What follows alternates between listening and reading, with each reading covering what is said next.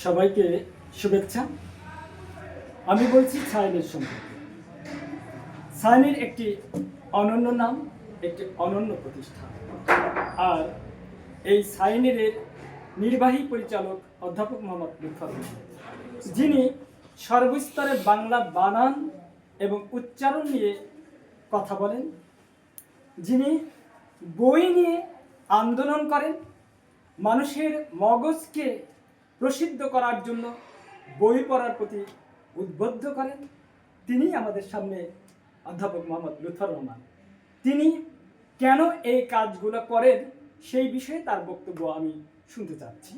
এবার জনাব লুৎফর রহমান, আপনি বলেন আপনার কোথা থেকে এই চিন্তাটা আসলো, কতদিন ধরে আপনি বিষয়ে কাজ করছেন এবং আপনার ভবিষ্যৎ পরিকল্পনা কি, এবং বর্তমানে আপনি এই বিষয়ে কতগুলো সেমিনার বা সিম্পোজিয়াম করেছেন, কতগুলো কর্মশালা করেছেন, সেই বিষয়ে আপনি কথা বলবেন প্লিজ। ধন্যবাদ অধ্যাপক সাদি সালমানকে। আপনি বরাবরই চমৎকার উপস্থাপনা করেন, আর আপনি আপনার গানের আমি খুব একদম শ্রোতা ভক্ত। ধন্যবাদ আপনাকে। তো আপনি যেটা জানতে চেয়েছেন, আমি যে বছর মাধ্যমিক পরীক্ষায় পাশ করি, সন্তোষ ইসলামী বিশ্ববিদ্যালয় টেকনিক্যাল কলেজে ভর্তি করি, সেই বছর আমার জীবনের সেটাকে টার্নিং পয়েন্ট বলা যায়। এটা 1988 সালে। সেই সময় ছায়ানীর একটা পাঠাগার আন্দোলনের মাধ্যমে কাজ শুরু করে। শুধু লেখা থাকলো ছায়ানী, কিন্তু তার কাজটা কি? কাজটা তখন থেকে তিনটা ধারা ছিল। একটা হলো পাঠাগার আন্দোলন, আর পাঠাগারে বই দরকার, তাই সৃজনশীল বই প্রকাশ করা। আর যেহেতু পাঠাগার আন্দোলন বই করা এবং বই পড়ানোর একটা আন্দোলন, এটা শুদ্ধতার সাথে যাতে হয়, এই জন্য আমরা ভাষা কর্মশালা, একটাই স্লোগান, আজ 37 বছর অতিক্রম হতে যাচ্ছে, সর্বস্তরে বাংলা ভাষা শুদ্ধ বানানে শুদ্ধ উচ্চারণ। অর্থাৎ আমরা সর্বস্তরে বাংলা ভাষা চাই। কিভাবে চাই? শুদ্ধ বানানে শুদ্ধ উচ্চারণে। অর্থাৎ বানানটাও সঠিক হতে হবে, বলাটাও শুদ্ধ হতে হবে।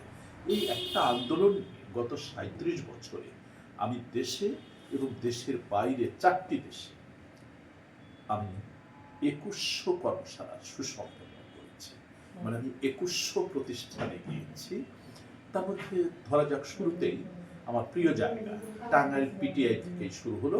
বাংলাদেশের 67টা পিটিআই। এই 67টা পিটিআই গত 37 বছর আমি একবার করে ঘুরে এসেছি।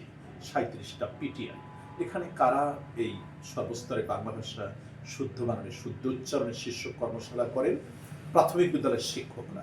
তারা যে 1 বছরের জন্য প্রশিক্ষণে আসতেন, তাদের মাঝে এই প্রমিত বানান ও উচ্চারণের কর্মশালাটা আমি বাস্তবায়ন করেছি। মজার ব্যাপার হলো, এখানে তাদের শেখাতে গিয়ে আমি অনেক ঋদ্ধ হয়েছি।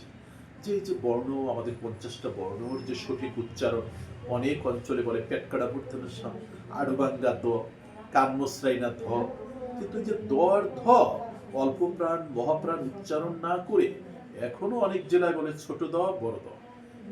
এইখান থেকে পরিত্রাণের জন্য আমার পথ চলা, এবং এই 37 বছর যথেষ্ট না, এই পথ চলতে হবে শত শত বছর ধরে।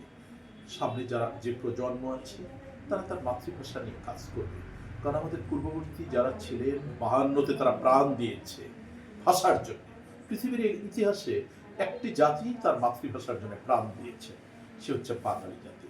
আমরা যেমন দিয়েছি 52তে, একইভাবে মাত্র 9 বছর পরে 1961তে প্রাণ দিয়েছে আমাদের পার্শ্ববর্তী আসামের শিলচর, যেখানে আমি প্রায় 7-8 বার গিয়েছি। আসাম বিশ্ববিদ্যালয়ে শিলচরে বিভিন্ন সেমিনারে গিয়েছি, সেখানে প্রবন্ধ উপস্থাপন করেছি। সেই প্রবন্ধেরও বিষয় একটাই, সর্বস্তরে বাংলা ভাষা শুদ্ধ বানানে শুদ্ধ উচ্চারণে। শিলচর রেল স্টেশনে যখন আয়োজকরা আমাদেরকে অভ্যর্থনা জানাতে এসেছে, আমার ভালো লেগেছে কমলা ভট্টাচার্যের ভাস্কর্য দেখে, যেমনটি ভালো লাগে বাংলাদেশে কোনো শহীদ মিনারের কাছে দাঁড়ালে। এক একটা শহীদ মিনার আমার কাছে ইতিহাস। কিসের ইতিহাস?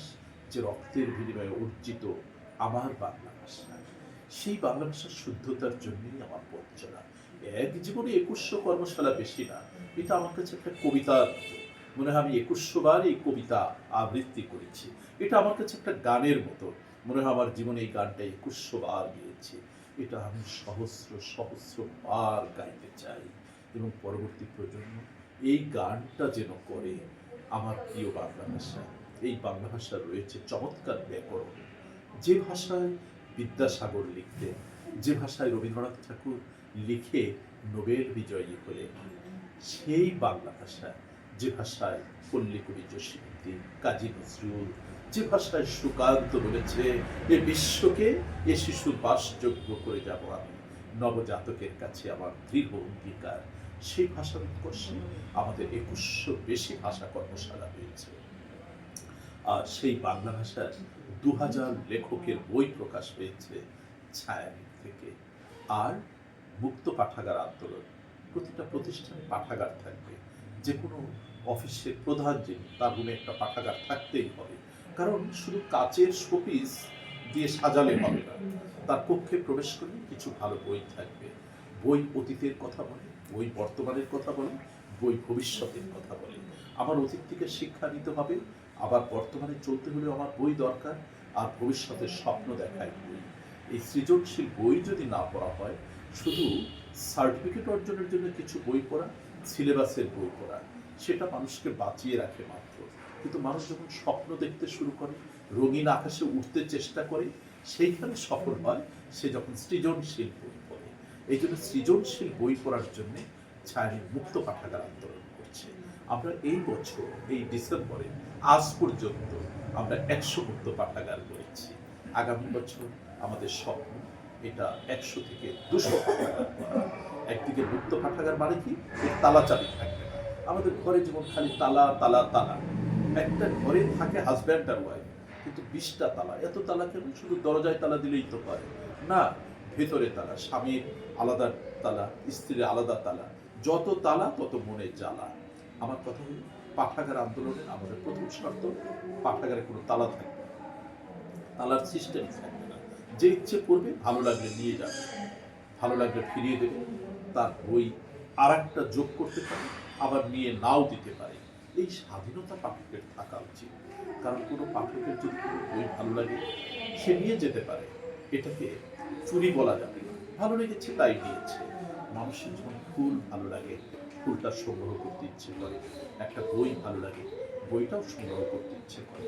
তবে এই কথা ঠিক, সচেতন পাঠক বইকে, একটা বই কিনলে একজন লেখকের সম্মানই বাড়ে, একটা বই কিনলে প্রকাশকের কর্মসংস্থান সৃষ্টি হয়।